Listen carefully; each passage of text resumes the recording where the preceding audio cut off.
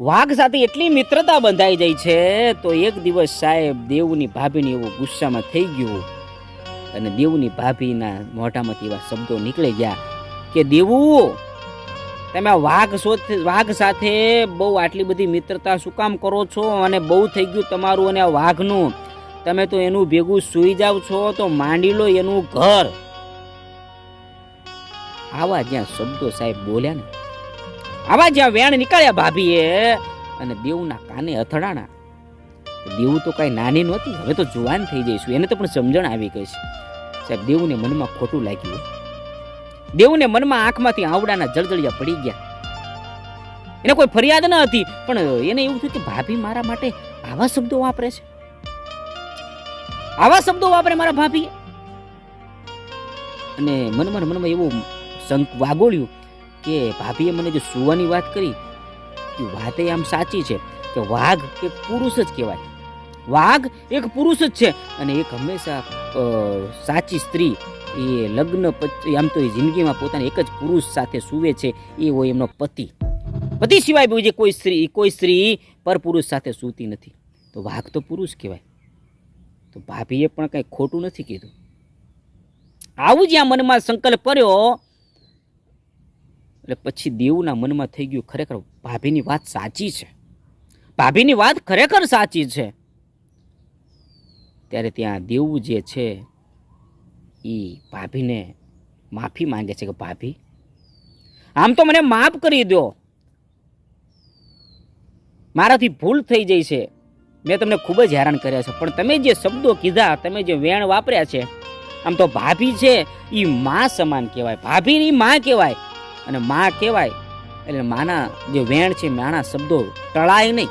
એટલે આપે જે શબ્દો વાપર્યા કે હવે વાઘનું ઘર માંડી લ્યો, હવે તમે જે શબ્દો વાપર્યા છે એ શબ્દનું પાલન હું કરીશ. આજથી આ દેવું માટે દુનિયાના તમામ પુરુષો છે એ બાપ અને ભાઈ છે.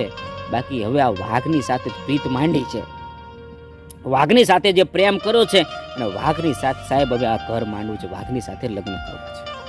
નિર્ણય કરી લીધો દેવું એ કે લગ્ન કરવા તો વાઘ સાથે જ કરવા છે, બાકી બીજા કોઈ હારે લગ્ન નથી કરવા. આજીવન કદાચ કુંવારું રહી જવું તો ભલે રહી જવું.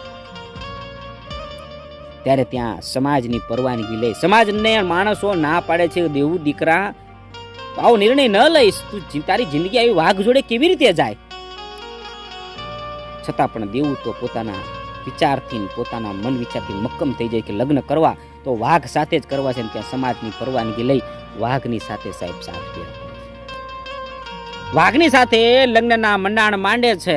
હવે સમાજને એવું કે જો વાઘ સાથે લગ્ન કરે તો વાઘથી લોકો ડરે, એટલે એને પોતે જાતે જ નિર્ણય કર્યો કે હું કોઈક જંગલની અંદર ઝૂંપડી બનાવું ને ઝૂંપડીની અંદર મારી રીતથી લઈ રહીશ, કોઈને સમાજને પરેશાન નહીં કરું, આ વાઘના લીધે કોઈ પરેશાન ના થાય, મારા લીધે કોઈ પરેશાન ના થાય, એ માટે જંગલની અંદર ઝૂંપડું બાંધે છે.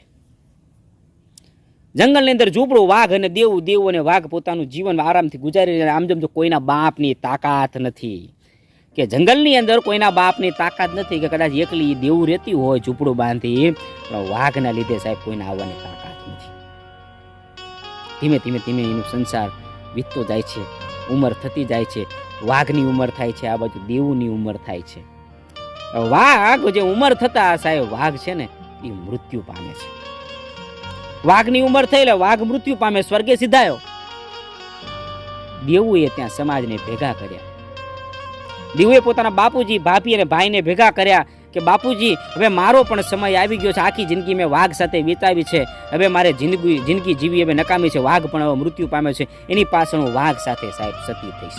અને બાપુજીને કીધું બાપુજી હું વાઘ સાથે સતી થઈશ અને આ નિર્ણય મારો અક્કમ છે, કોઈ મને આ નિર્ણયથી અડીક નહીં થઈ શકે.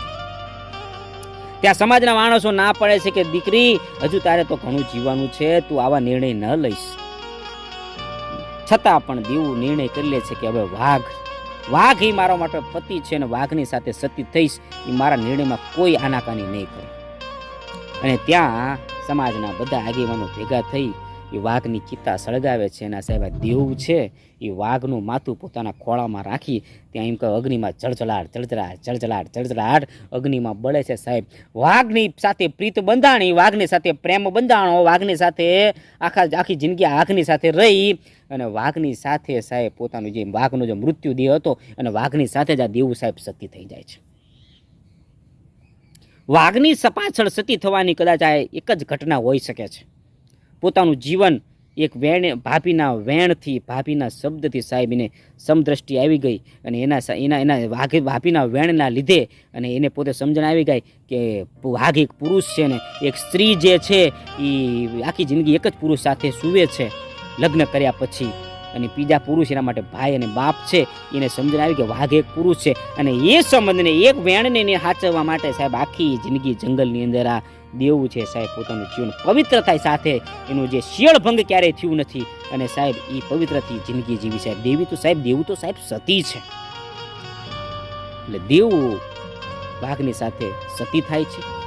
આજે પણ એમ કહેવાય ગોપાલભાઈ બારોટે લખ્યું છે કે ત્યાં વાઘ માતા તરીકે આ દેવું પૂજાય છે. વાઘ માતાનું મંદિર આવેલું છે.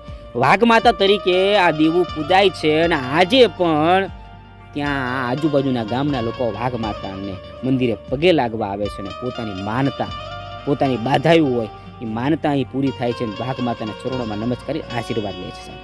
ધન્ય છે આ ગુજરાતની ખમીરવંતી ધરતી, ધન્ય છે આ ભારતની ભૂમિ જે અનેક જતી સતીઓ સાહેબ એક વેણ ખાતર પોતાનું સર્વસ્વ, પોતાનું જીવન આપી દે સાહેબ. આપણી આ જે ભૂમિ છે એના પર આપણે ગૌરવ હોવો જોઈએ. એ ગૌરવ વગરની લાગણી સાથે રાજેશ બારોટના જય દ્વારકાધીશ. મારા વિડીયો આપણને ગમતા હોય તો ફોલો જરૂર કરી દેજો. આવી અનેક વાર્તાઓ આપણને મળી રહેશે. જય દ્વારકાધીશ.